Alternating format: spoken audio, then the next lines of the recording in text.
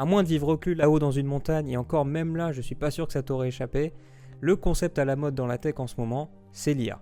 Aujourd'hui, toutes les entreprises essayent d'ajouter l'IA dans leurs solutions ou dans leurs produits, mais qui dit nouveauté, dit opportunité pour les attaquants. Alors aujourd'hui, j'ai décidé de vous partager quelques tips pour utiliser l'IA en toute sécurité, pour éviter de vous retrouver dans mon prochain récap de l'actu cyber, car toutes vos données perso ou les données de votre entreprise auront leak. Mon premier conseil, c'est de limiter l'usage de l'IA aux tâches qui sont basiques, très répétitives et qui n'ont que très peu de valeur ajoutée. Pourquoi cela? Car je constate que de plus en plus de personnes incorporent l'IA dans leurs outils, dans leurs process, voire même dans leur code, sans se poser la question des conséquences de cet ajout. Il faut savoir que l'IA, à la base, et notamment les modèles d'analyse de langage, ne sont pas vraiment une source de données fiable et constante sur laquelle on peut se reposer. Si tous les papiers de recherche appellent les résultats de ces IA des prédictions, ce n'est vraiment pas pour rien. Si vous ne me croyez pas, posez la même question à intervalles réguliers à votre IA préférée et observez à quel point ces réponses sont différentes, irrégulières et inconstantes. Mon second conseil, c'est d'anonymiser vos données. Beaucoup ne le savent pas, mais les outils d'IA utilisent vos discussions, vos questions et donc vos données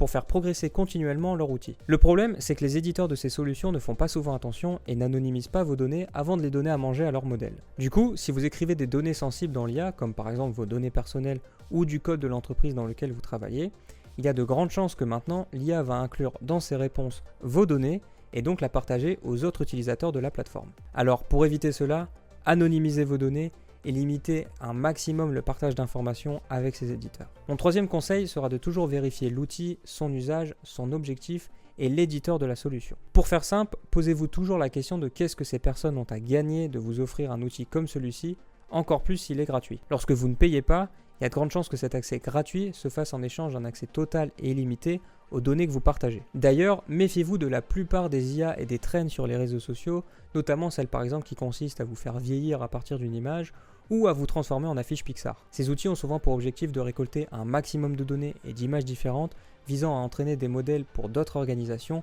afin d'effectuer de la reconnaissance de visage à grande échelle ou de la création de deepfakes par exemple. Alors, avant d'utiliser n'importe quel outil, prenez bien le temps de vous renseigner dessus, d'étudier l'éditeur et posez-vous la question des conséquences pour vos informations si vous avez une confiance aveugle envers cette plateforme. Finalement, mon dernier conseil sera de toujours vérifier la véracité des données ainsi que l'intégrité et la fiabilité des réponses renvoyées par l'IA. Si parfois c'est assez évident de détecter une erreur, notamment si par exemple votre personnage que vous venez de générer a 6 doigts au lieu de 5, lorsqu'il s'agit de génération de texte ou de code, ça peut vite être un peu plus compliqué. Alors prenez toujours le temps de vérifier les prédictions de ces IA. Si vous générez du code, prenez aussi bien le temps de vérifier les failles de sécurité hypothétiques, et si vous intégrez l'IA dans vos outils, vos processus ou n'importe où, pensez toujours à bien vérifier la fiabilité des données et surtout, méfiez-vous des hallucinations des IA. Finalement, n'oubliez pas que tout ce que vous faites avec l'IA, les attaquants le peuvent aussi, mais avec un but bien différent.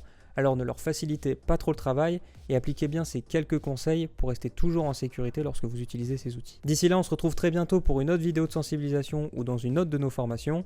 Salut!